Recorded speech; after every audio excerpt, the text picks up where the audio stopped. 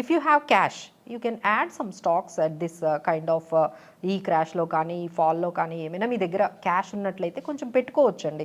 But ఎందులో పెట్టాలి అనేది కూడా మనం చెప్దాము. సో కొన్ని ఫండమెంటలీ కొన్ని స్ట్రాంగ్ మ్యూచువల్ ఫండ్ స్కీమ్స్లో అంటే కొత్తగా వచ్చే వాళ్ళకి డైరెక్ట్ అయితే మేము చెప్పమండి. అంటే డైరెక్ట్గా డీమ్యాట్ అకౌంట్ ఓపెన్ చేసేసుకోండి, మీరు ఈ స్టాక్స్ కొనుక్కోండి అనేది అయితే మేము సజెస్ట్ చేయము. ఎందుకంటే మార్కెట్ 10% కరెక్ట్ అయితే మా దగ్గర ఉన్న ఇన్వెస్టర్స్ అందరూ అబ్జర్వ్ చేసిందంటే మేడం మా మ్యూచువల్ ఫండ్స్ ఓన్లీ 3% కరెక్ట్ అయ్యాయి.